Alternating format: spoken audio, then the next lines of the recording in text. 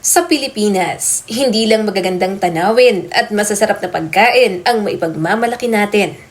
Isa rin tayo sa mga bansang may pinakamaraming malalaking estatwa na hindi lang basta gawa ng sining, kundi sumasalamin din sa ating pananampalataya, kasaysayan at kultura. Kapag sinabi nating estatwa, kadalasan naiisip natin ay simpleng monumento o rebulto sa mga plaza. Pero sa episode na ito, hahakbang tayo sa kakaiba dahil pag-uusapan natin ang 8 pinakamataas na estatwa sa buong Pilipinas. At para mas madali nating ma-imagine, gagamitin natin ang feet bilang sukat. Tandaan, 1 metro ay equals sa halos 3.28 feet. Kaya kung sasabihin nating 100 feet, halos 3 palapag na gusali na yon. Mula sa mga estatwang gawa sa bakal at konkreto, hanggang sa gawa sa kawayan, bawat isa ay may sariling kwento, inspirasyon at kahulugan. Kaya tara at sama-sama nating tuklasin ang mga dambuhalang bantayog na ito.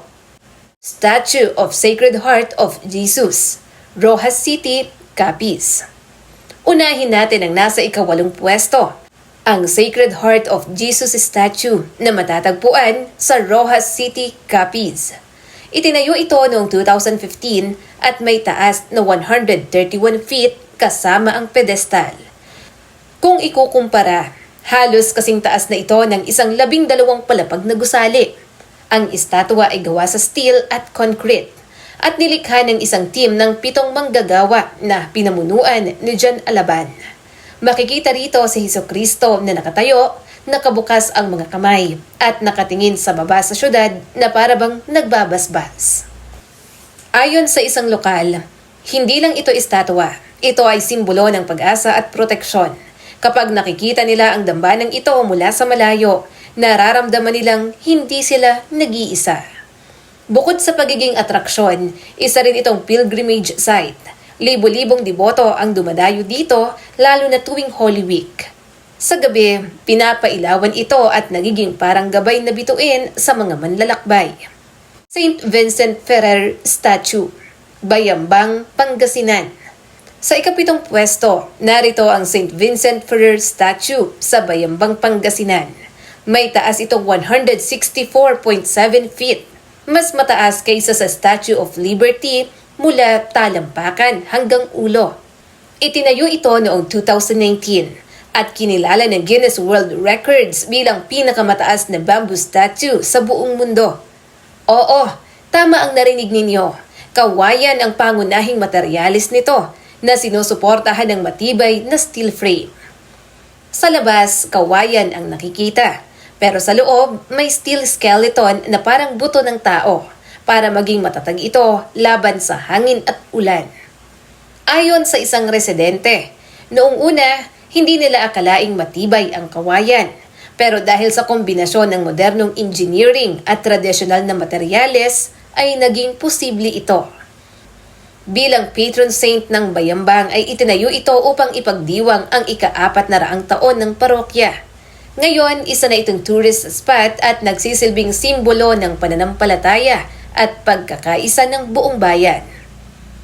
Victor, Bridgetown, Pasig at Quezon City. Ang ika-6 na pinakamataas ay ang modernong obra na kilala bilang The Victor.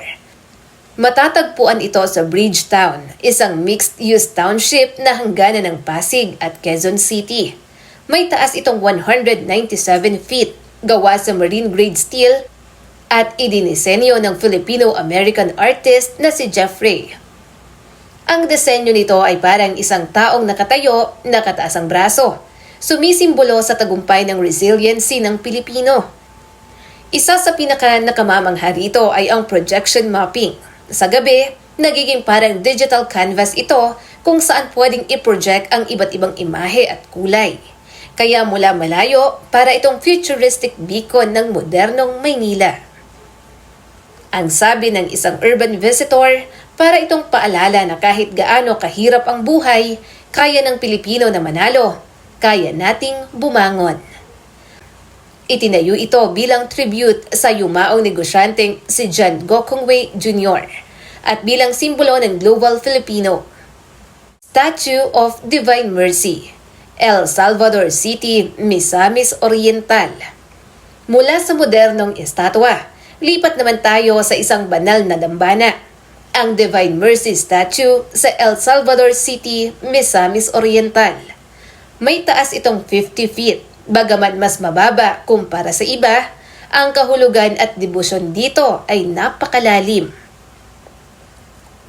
Makikita rito si Kristo na nakatayo, bukas ang mga braso, at mula sa kanyang puso ay lumalabas ang pula at bughaw na sinag na simbolo ng kanyang awa.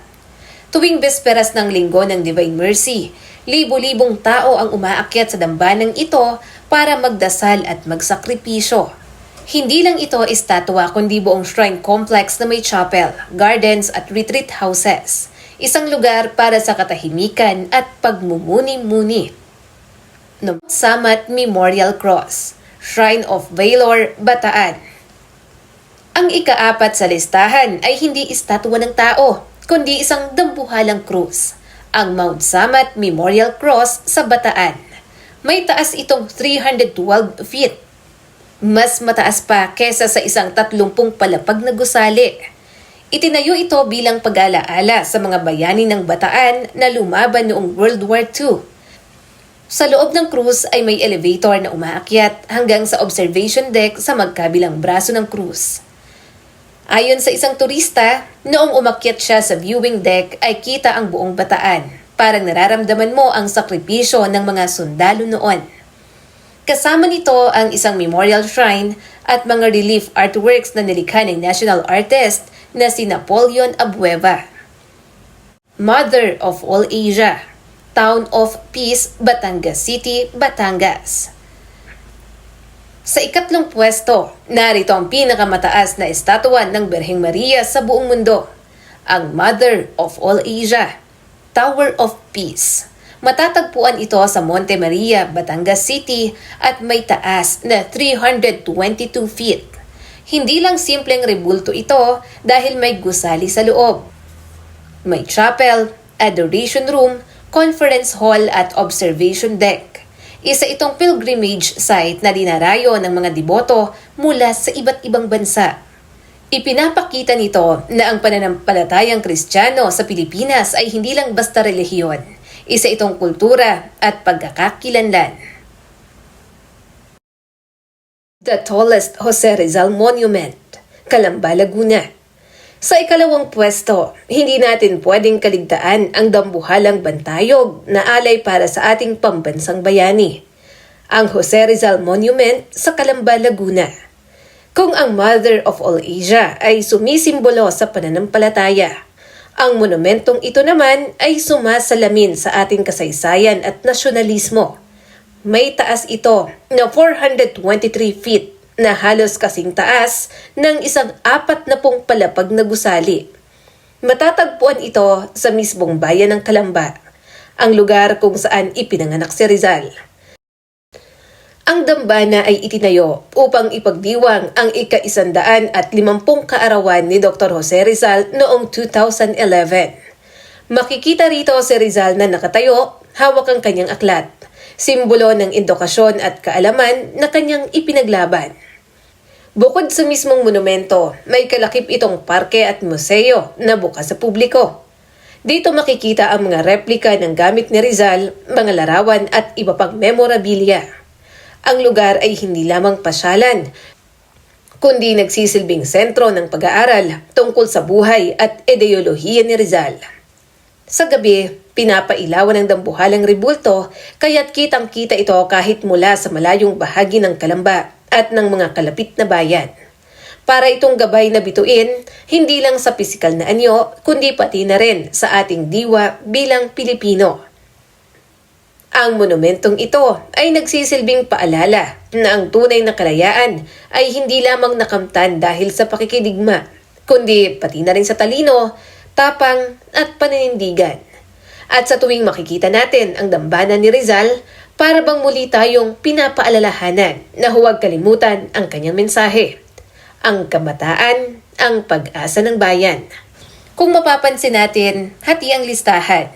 May mga relihiyosong estatwa gaya ng Sacred Heart, St. Vincent Ferrer, Divine Mercy at Mother of all Asia. Mayroon ding makasaysayan at makabayan tulad ng Mount Samat. At may modernong simbolo tulad ng The Victor. Iba't ibang disenyo, materyales at kahulugan. Pero lahat ay iisang layunin. Magbigay ng inspirasyon, alaala at pagkakaisa sa mga Pilipino.